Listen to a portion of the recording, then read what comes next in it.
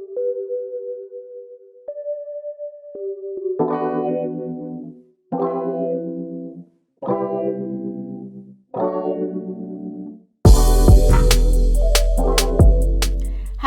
my name is Denny, and you are now watching the 7th episode of Take Care Tuesdays. I mentioned in my previous video from last week that because it's the month of February, we'll be focusing on love, and so today we are going to talk about self-care for couples. As you all know, I am a mom and a happy wife, and I always talk about self-care and the importance of spending time alone. However, something that I personally feel is just as important would be spending time with my spouse. If I had to put it on a scale with my self-care, I would say that it's actually probably next in line. It's like self-care and couple self-care.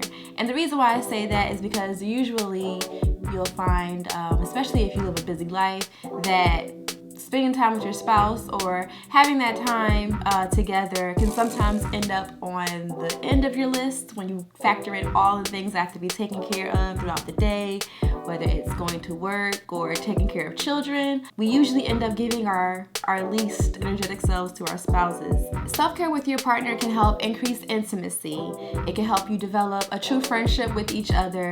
It can also help increase honesty and vulnerability between you two. It's easy to leave the scraps over for your partner. Between working and taking care of children and just doing anything else that you may be responsible for throughout the day, by the time the end of the day comes, that's usually when we sit down with our spouse and we give them whatever is left.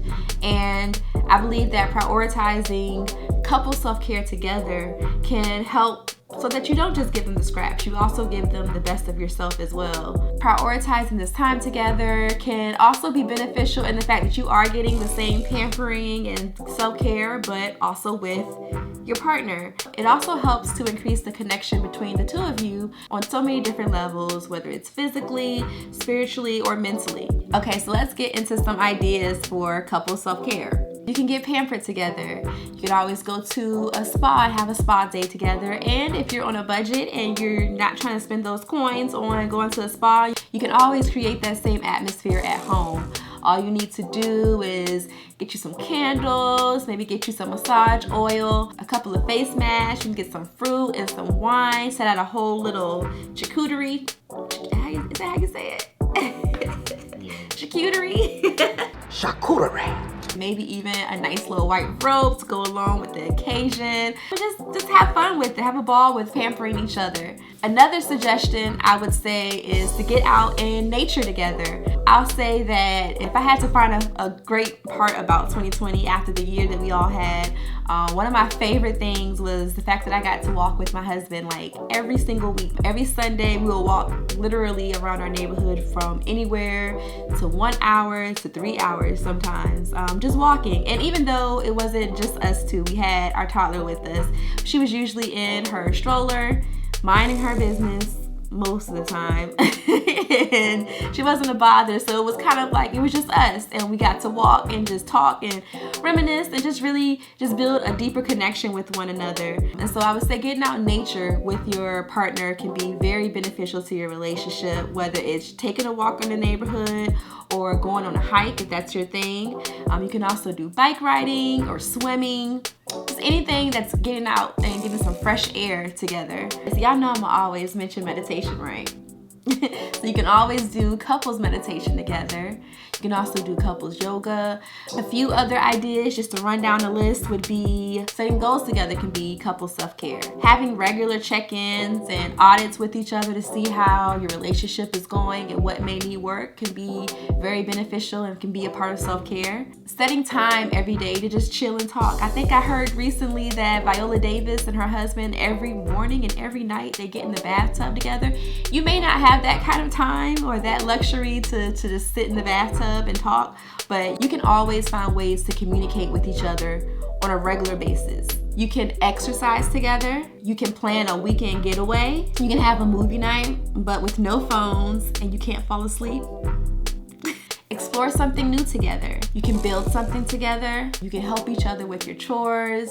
Something that is very, very simple, doesn't cost a thing, but is very, very powerful is hugging. Literally, when you hug someone, you are releasing a chemical out of your body called oxytocin that just helps with increasing your moods. Personally, around the time when I was dealing with postpartum depression, my husband and I just randomly, we would just hug for like anywhere from 2 to 5 minutes. And I can tell you that definitely helped to lift my moods on many of those hard days. It's also helped during the grieving process that I've been going through recently.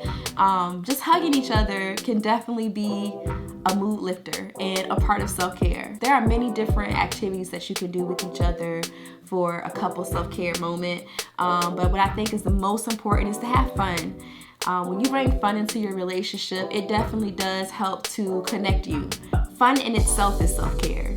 And when you're able to do that with your partner, it will help to promote longevity in your relationship as well as a deep friendship with each other. Okay, so I know Valentine's Day is coming up and we usually, plan to do nice things for each other on that day, and other holidays as well. But it's so important to not just initiate the pampering or the self-care with each other on just the holidays. It's so important to start before the holidays. In between holidays, it's something that should be ongoing. Once again, it's maintenance. It's not a last resort. It should be a maintenance type of priority for you. And like I mentioned, with some of the ideas that I gave you, it doesn't have to be all luxurious. It can be something so simple, but just something that signifies you taking the time out to spend with your partner and to grow closer together. So that's it for this week's episode. I hope that you learned something about couple self-care and that you're going to implement some of that, especially because we do have Valentine's Day coming up. If you have any questions or if you have any suggestions as well for couple self-care, please feel free to share it in my comments or in my DMs. Again, thank you so much for watching, and until next time, take care.